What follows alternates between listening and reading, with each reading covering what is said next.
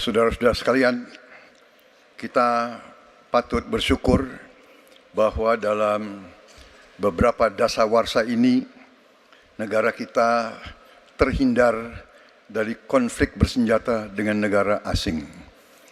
Ini berkat kepemimpinan dan kenegarawanan pemimpin-pemimpin kita. Untuk itu, saya ucapkan terima kasih dan saya mengajak kita semua mengucapkan terima kasih kepada semua pemimpin dan presiden kita terdahulu.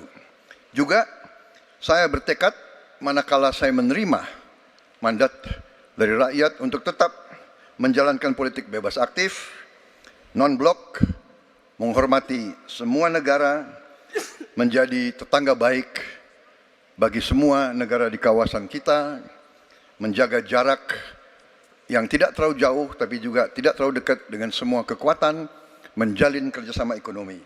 Saya juga ucapkan terima kasih dan mengajak semuanya mengucapkan terima kasih kepada seluruh prajurit TNI dan Polri dan ASN di seluruh Indonesia yang telah bekerja keras untuk menjaga kita sehingga kita seperti sekarang siap untuk tinggal landas, siap untuk bangkit menjadi negara maju.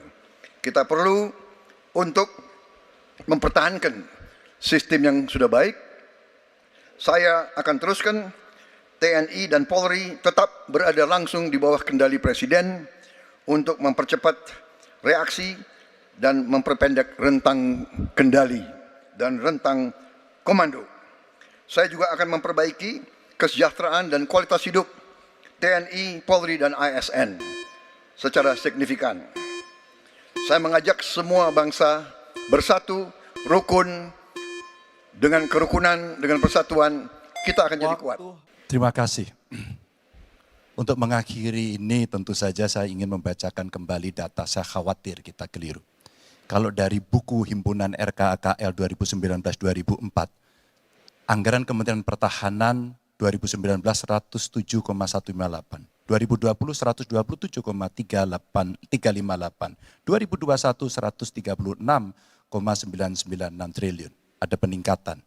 Maksud saya agar kita tidak keliru pada soal data. Dan capaian IMF kita dari data lakibnya Kemenko Polhukam yang dipublish secara terbuka, karena kami tidak bisa mendapatkan data dari Kemenhan secara terbuka, maka minimum essential force kita memang kemungkinan akan berat untuk bisa terpenuhi.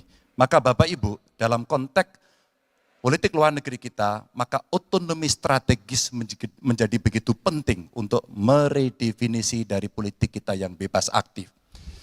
Duta besar cyber menjadi penting karena problem besar kita hari ini adalah pada dunia digital. Maka kita perlu duta besar ini untuk merespon perubahan-perubahan global yang ada. Duta besar krisis iklim kita perlukan, garda samudra sebagai strategi baru dari poros maritim dunia.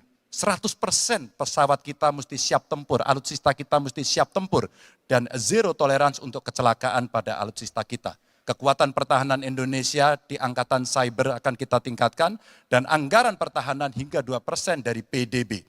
Keamanan mendorong pada profesionalisme kepolisian yang mau tidak mau harus kita lakukan. Badan Cyber Polri kita dorong sampai satuan baru di setiap Polda untuk TPPO, kekerasan terhadap perempuan dan anak. Tentu kesejahteraan prajurit dan keluarga menjadi begitu penting untuk mendapatkan perhatian. Dan beasiswa kuliah untuk anak prajurit dan bayangkara yang membutuhkan perlu kita lakukan. Indonesia Garda Samudra. We are Groot. Sebagai Presiden Republik Indonesia, maka prioritas pertama dan terutama adalah memastikan rasa aman pada tiap keluarga dan setiap jengkal tanah Indonesia. Dan itu artinya kita memastikan bahwa mereka yang diberi tugas untuk mengamankan dipikirkan kesejahteraannya. Memastikan bahwa kenaikan gaji tiap tahun, memastikan mereka punya rumah dinas, memastikan kesejahteraannya aman. Sehingga mereka bisa konsentrasi. Siapa itu? TNI, Polri, termasuk ASN di bidang pertahanan. Itu kunci nomor satu. Yang kedua, ketika kita berbicara tentang menjaga keamanan, maka kita juga berbicara tentang bagaimana pelibatan kita di dalam kancah internasional. Presiden akan menjadi panglima diplomasi dunia Indonesia di tingkat dunia. Hadir, mewarnai, membawa nilai-nilai Indonesia. Dan seperti juga di debat ini, tidak banyak ruang diberikan untuk berbicara di forum global. 2 menit, 3 menit itulah waktunya. tapi di situ seninya. Bagaimana kompleks gagasan, kompleks ide disampaikan secara lugas. Dan ketika Indonesia menyampaikan posisinya tegas, maka kita tidak akan ragu.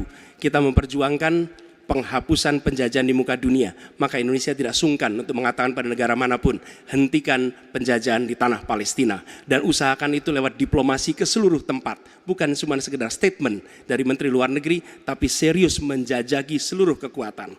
Kita menginginkan Indonesia kembali menjadi kekuatan yang disegani. Dan mulainya dari mana? Dari pemimpin yang menjunjung tinggi etika, pemimpin yang menjunjung tinggi ilmu pengetahuan, pemimpin yang terbuka atas gagasan mempertahankan Indonesia atas ancaman-ancaman baru.